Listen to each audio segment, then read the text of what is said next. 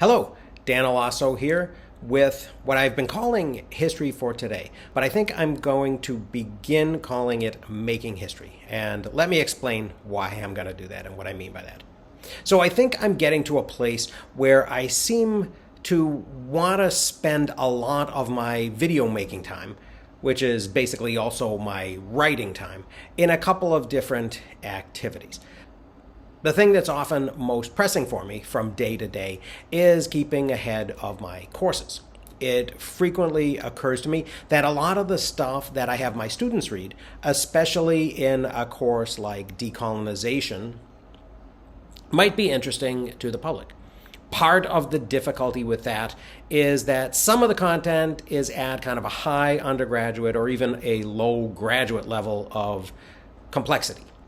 And what I mean by that is that oftentimes the articles or chapters that I'm having my students read are written by academics for other academics, employing often specialized vocabulary and a lot of the time referring to other scholarly writing that I've made my students aware of, but that the general reader or viewer might not be familiar with. And this makes some degree of translation kind of necessary. Now, I want to stress that I don't think of this as dumbing down in the sense that many people normally talk about it. I don't believe that most of the insights of history need to be dumbed down for the general public. These ideas need to be communicated effectively using plain language rather than jargon and code words that are only meaningful to the initiated. And I do have to say that most historians are not taught how to do this, or even sometimes that it's something of value while they're in graduate school. There's also the unfortunate circumstance that some history just isn't really that interesting to any people but the most dedicated enthusiasts who want to nerd out on a particular topic or period or region. Some of the things on which academic historians expend a lot of energy are really not that world-shaking. In the past, people have sustained whole careers on staking out and often on aggressively defending turf that may have little to do with any present real-world consequences stemming from the information. Sometimes the information is an important building block that leads to other important insights later on. Sometimes it isn't. It's hard to tell ahead of time. So it's usually a good idea to let people pursue these trails of inquiry and see what comes of them. But back to my main point. Even if they're nerding out over a fairly narrow topic, historians ought to be able to explain that topic in plain language. I have a really hard time with the idea that there are a whole lot of topics in the world that cannot be described in such a way that regular people can understand them, if you're really trying. There's a whole series of what are called 5 levels videos on YouTube, where experts like astrophysicists or biologists or neurologists or musicians or hackers explain a very complex idea, first to a child, and then to a teen, and then to a college student, and then a grad student, and then to an expert. I think these are great videos. They're instructive and they're inspiring. But let me try to get back to what's really my main point. I've been thinking a lot about all of the stuff that I've been doing and wanting to do with videos.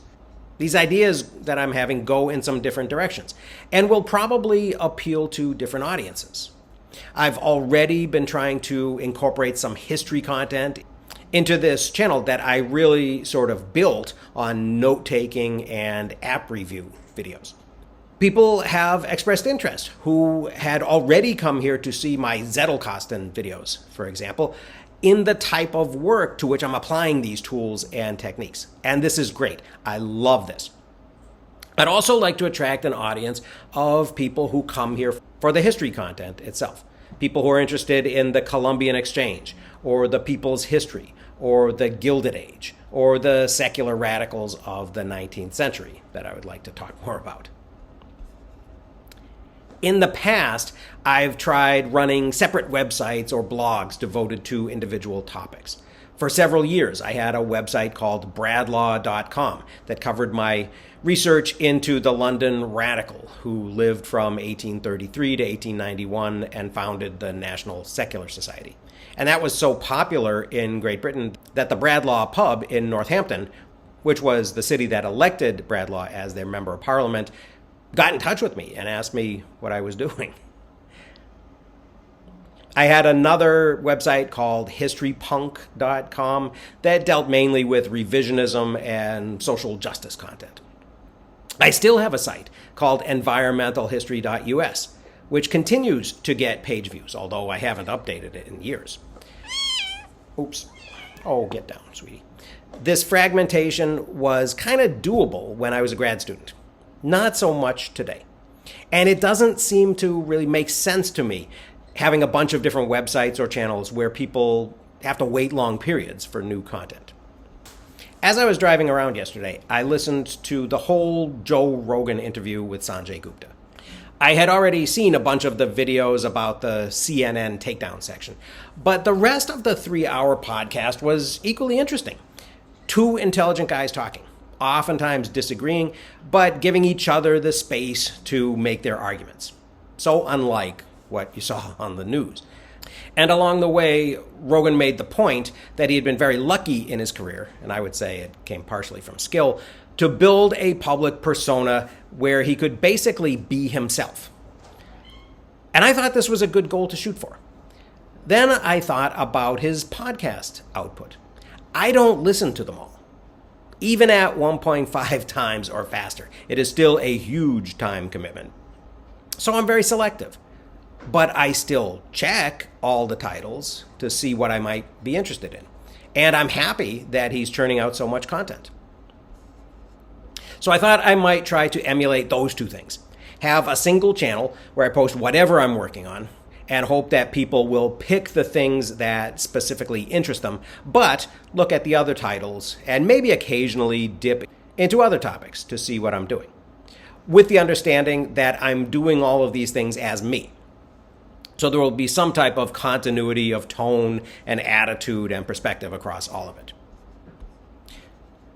So the next question, of course, is where to do this? Rumble, YouTube, video, my own website, podcast apps, text and graphics, blogs. I think probably the answer to that is all of the above. I've been a little bit less than religious about making sure that I cross-post my videos to other media. But I suspect that the audiences probably don't overlap completely. So I should probably make the effort. So what are the big buckets that I might drop content into? Certainly note-taking and writing tools and techniques. History content, much of it adapted probably from what I'm using with my students. Posts about the research and writing that I'm doing in my various projects. Maybe reflections on open learning and open pedagogy as I learn more about that. And then also maybe some reflections about the connections between history and contemporary events and issues. And I really would like to continue doing that series on the people's history. So I think what I'll try to do is make playlists in each of the media where I post these things for each of these topics and add to all of them on a more or less regular basis as my workload permits. Then I think people could stay subscribed to the main channel and also save the playlist or lists that they like the best. So as I said, I think I will call the whole collection Making History, since that seems to be the biggest sort of top-level description of what I spend my time doing.